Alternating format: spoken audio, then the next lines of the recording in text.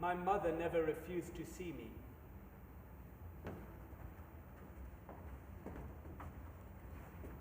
That is, she never refused to receive me, for it was many a long day since she had seen anything at all. I shall try and speak calmly.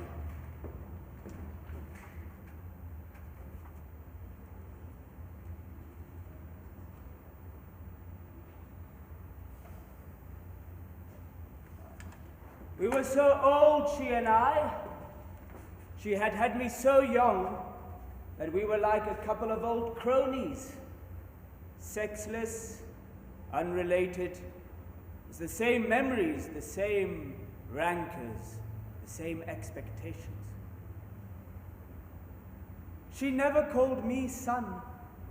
Now, fortunately, I couldn't have borne it, but Dan. I don't know why. My name is not Dan.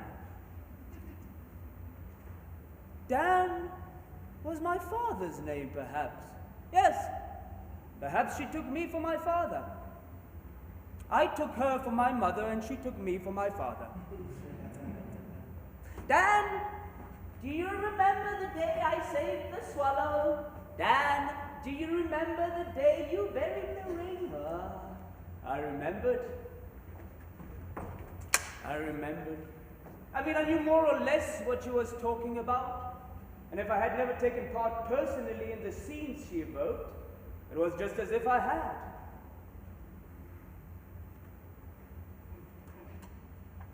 I called her Mag when I had to call her something. And I called her Mag because for me, without my knowing why, the letter G abolished the syllable ma, and as it were, spat upon it better than any other letter would have done. And at the same time, I satisfied a deep and doubtless unacknowledged need.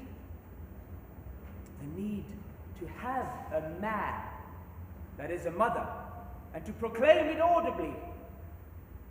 For before you say mag, you say mad, inevitably.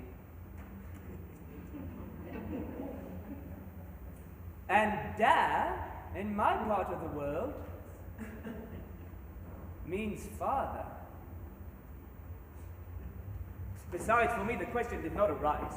I mean the question as to whether to call her Mag or the Countess Kaka, she having been for countless years deaf as a post. I think she was quite incontinent, both of feces and water. But a kind of prudishness made us avoid the topic when we met, and I could never be certain of it. In any case, it can't have amounted to much. A few wetted goat droppings every 2 or 3 days. No, she knew it was me by my smell. A shrunken, hairy old face lit up. She was happy to smell me. She jabbered away with a rattle of dentures, and most of the time didn't realize what she was saying. Anybody but me would have been lost in that clattering gabble. In any case, I didn't come to listen to her. I got into communication with her by knocking on her skull. 1 knock meant yes. 2, no. 3, I don't know. 4, money. 5, goodbye. Oh, I was hard put to ram this code into her ruined and frantic understanding, but I did it in the end. That she should confuse yes, no, I don't know, and goodbye was all the same to me. I confused them myself. But that she should associate the 4 knocks with anything but money was something to be avoided at all costs. During the period of training, therefore, as I administered the 4 knocks on her skull, I stuck a banknote under her nose, or in her mouth.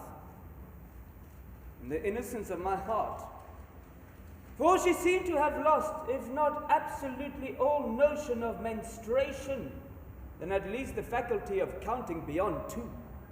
It was too far for her, yes. The distance was too great from 1 to 4.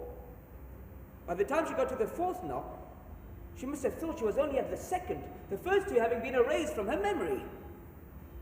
She must have thought I was saying no to her this whole time, whereas nothing was further from my purpose. Enlightened by these discoveries, I looked for and finally found a more effective means of putting the idea of money into her skull.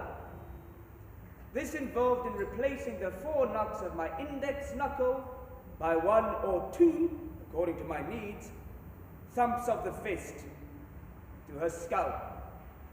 That she understood.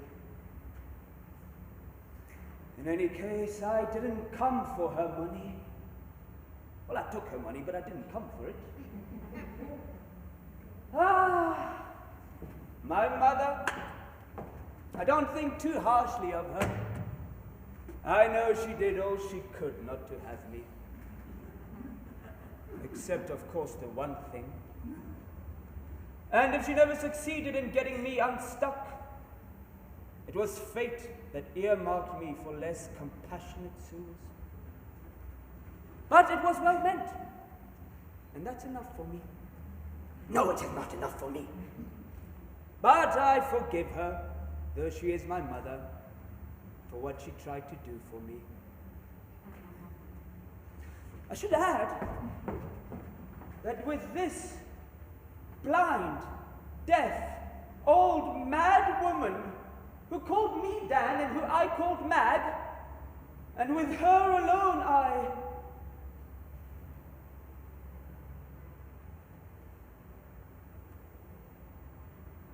No, I can't say it. I mean, I could say it, but I won't say it. I could say it easily because it wouldn't be true. What did I ever see of her? A head always, hands sometimes, arms rarely. A head always, veiled with hair, wrinkles, filth, slobber. A head that darkened the air. Ah, my mother. To think she is probably in paradise, she was so good. Let me go to hell, that's all I asked for, and to go on cursing her there. And for her to look down and hear me, or that should take some of the shine off her bliss. Oh yes, I believe all their blather about the life to come cheers me up. An unhappiness like mine, there's no annihilating that. Oh, I know I too shall cease and be as when I was not yet. That makes me happy. Often now my murmur falters and dies, and I weep for happiness and for love of this old earth that has carried me so long, and whose uncomplainingness shall soon be mine. This poor old, lousy old earth,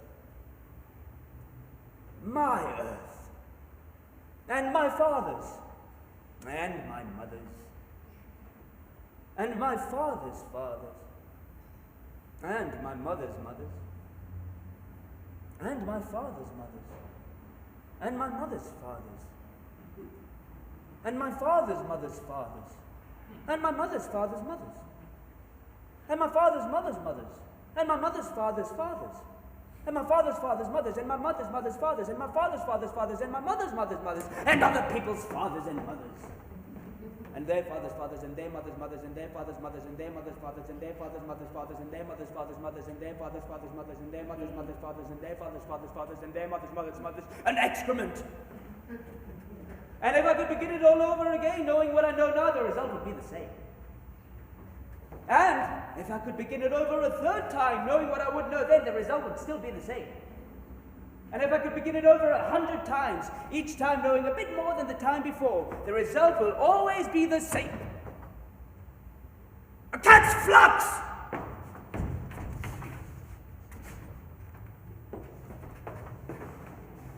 Accursed fornicator! Now let's get it over.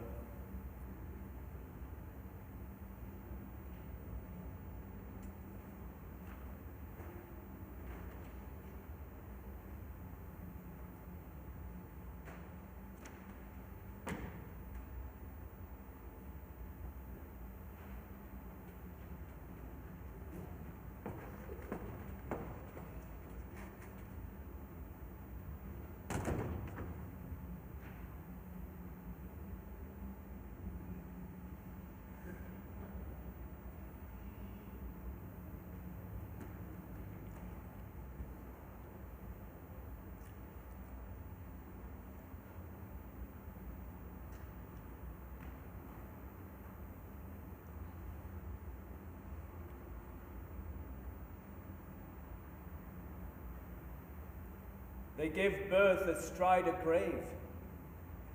The light gleams an instant, and then it is night once more. Well, there we are. There I am. That's enough.